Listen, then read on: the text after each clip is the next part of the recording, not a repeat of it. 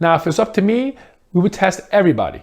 Broad testing, kind of what South Korea did and what Singapore did. They tested people who were symptomatic and asymptomatic. That way they were able to isolate the patients who actually were COVID-19 positive, even the ones who didn't have symptoms. Because remember, there is a large chunk of people who have zero symptoms but could still spread the virus. Now, in the United States right now, we're still not up to par to be able to do that. Testing is still very limited. In certain areas, it's more widely available, okay? So what you want to do is definitely find out what the status of testing is in your town. You can go to your town's local website and get that information, or even call the town hall and try to find out what the status of testing is, if drive-through testing is available. Now there's drive-through testing that's been popping around, all right, and these may be avenues for yourself to get tested if you have mild or moderate symptoms. Now remember, these drive-through centers are appointment only, so don't just show up somewhere. Make sure you call first, and you can find that information online.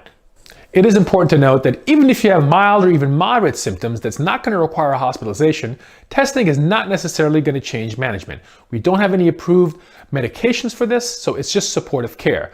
The importance of testing is so you can more aggressively isolate yourself and potentially track back all the close encounters you've had to isolate those people. But it's not going to change your management unless you're hospitalized.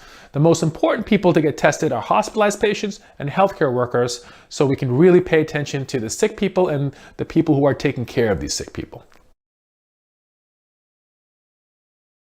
Now, what if you were exposed to somebody who turns out they were COVID-19 positive? So you're hanging out with some family or friends, which you probably shouldn't be doing anyway right now, but you find out that they tested positive for COVID-19.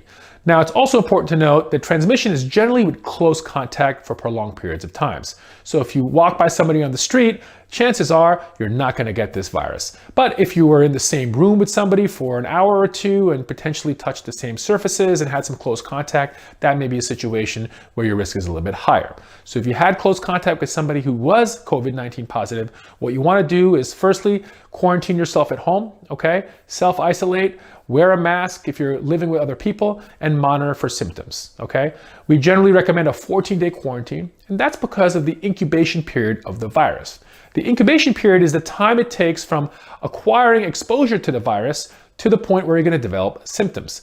And generally, we think the average is about 5 days, but it can be anywhere between 2 days all the way to 14 days. Still, in many places, testing is still limited to people admitted to the hospital who are really sick and healthcare professionals who are having symptoms. So again, hopefully everybody is socially isolating. Remember, although the majority of people who get this virus are not going to be super sick, there is a percentage of people who are going to require hospitalization and a percentage of people who are going to get very sick. And although predominantly that's older and people with comorbidities, there are a handful of young, healthy people getting very sick. So we all have to take it seriously.